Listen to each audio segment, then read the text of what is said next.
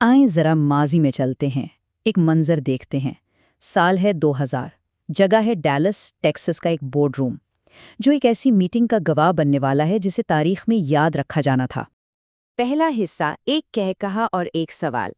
دیکھیں، یہ صرف وقت کے ساتھ بدلنے کی ایک عام سی کہانی نہیں ہے، بلکہ یہ ایک بہت بڑی کارپوریٹ ناکامی کا پوسٹ مارٹم ہے جس میں ہم یہ سمجھنے کی کوشش کریں گے کہ آخر ایسا ہوا کیوں۔ ذرا اس وقت دونوں کمپنیوں کی حیثیت میں فرق کا تصور کریں۔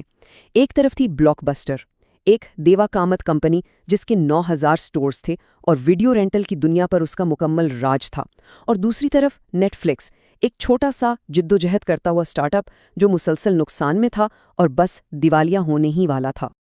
تو نیٹ فلکس کے بانی ریڈ ہیسٹنگز اور مارک رینڈولف ایک سیدھی سادی پیشکش لے کر آئے تھے، ان کی کمپنی کو $50 ملین میں خرید لیا جائے۔ اور جواب میں بلاک بسٹر کے CEO جان اینٹیوکو نے کیا کیا؟ وہ بس مسکرائے نہیں، بلکہ انہوں نے ایک زوردار تمسخر اڑانے والا کہپہا لگایا۔ تو یہاں سوال یہ پیدا ہوتا ہے، کیا یہ صرف تکبر تھا یا اس انکار کے پیچھے کوئی گہری کاروباری وجہ بھی چھپی ہوئی تھی؟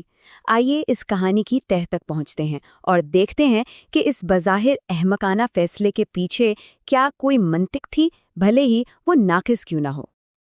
دوسرا حصہ، $40 کا آئیڈیا۔ چلیں اب کہانی میں تھوڑا پیچھے چلتے ہیں۔ سال ہے 1997 اور ہم نیٹ فلکس کی جڑیں تلاش کرنے نکلے ہیں، جس کی شروعات ایک ذاتی مایوسی کے لمحے سے ہوئی۔ سارا قصہ شروع ہوا ایک $40 کے جرمانے سے۔ جی ہاں، نیٹ فلکس کا پورا آئیڈیا تب پیدا ہوا جب اس کے بانی ریڈ ہیسٹنگز کو اپولو 13 کی ایک VHS کیسٹ دیر سے واپس کرنے پر $40 کا بھاری جرمانہ بھرنا پڑا۔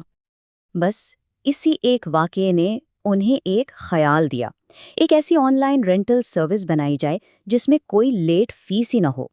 لیکن یہ آئیڈیا جتنا اچھا تھا، اس پر عمل کرنا اتنا ہی مشکل تھا۔ ایک بہت بڑی تکنیکی رکاوٹ سامنے کھڑی تھی جس نے اس آئیڈیا کو شروع ہونے سے پہلے ہی تقریباً ختم کر دیا تھا۔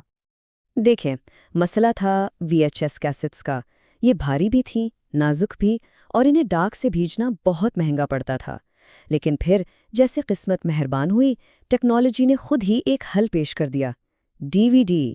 یہ ڈسک ناقابل یقین حد تک ہلکی، پتلی اور مضبوط تھی، اور سب سے بڑی بات، اسے ایک عام سے لفافے میں بہت کم خرچ پر کہیں بھی بھیجا جا سکتا تھا۔ بس یہی وہ یوریکا لمحہ تھا جس نے اس بزنس ماڈل کو حقیقت کا روپ دے دیا۔ تیسرا حصہ، کامیابی کے لیے جدوجہد۔ تو اب آئیڈیا بھی تھا اور ٹیکنالوجی بھی، لیکن نیٹ فلکس کے ابتدائی دن بالکل بھی آسان نہیں تھے۔ یہ سفر غیر متوقع چیلنجوں، ناکامیوں اور سچ کہیں تو کچھ مزاحیہ غلطیوں سے بھرا ہوا تھا۔ سب سے پہلی حیرانی تو یہ تھی کہ لوگ $4 میں DVD کرائے پر لینے سے زیادہ $25 میں اسے خریدنے میں دلچسپی لے رہے تھے۔ اس ایک بات نے انہیں ایک نئے اور بہت ہی خطرناک حریف کے سامنے لا کھڑا کیا، اور وہ تھا Amazon۔ ان کی ایک ابتدائی مارکیٹنگ مہم کی کہانی تو بہت ہی دلچسپ ہے۔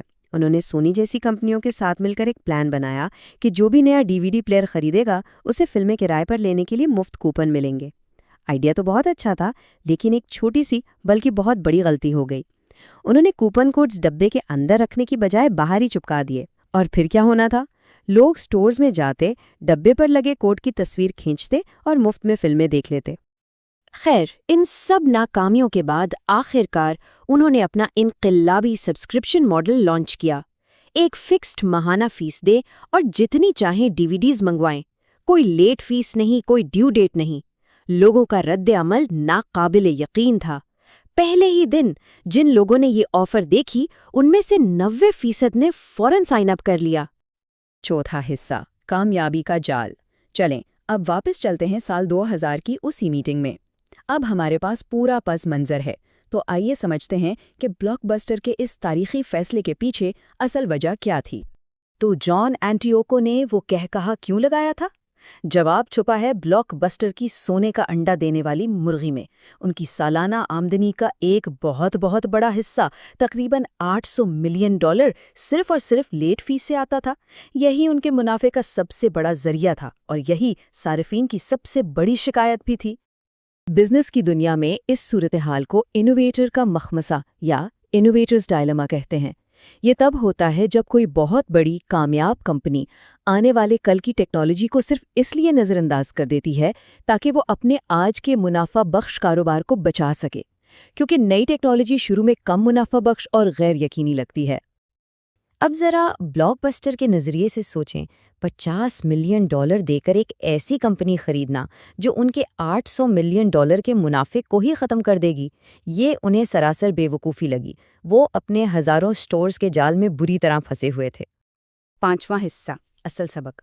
لیکن اس کہانی کا اصل سبق بلاک بسٹر کی ناکامی نہیں ہے، یہ سبق نیٹ فلکس کی اپنی دور اندیشی اور ہمت کے بارے میں ہے۔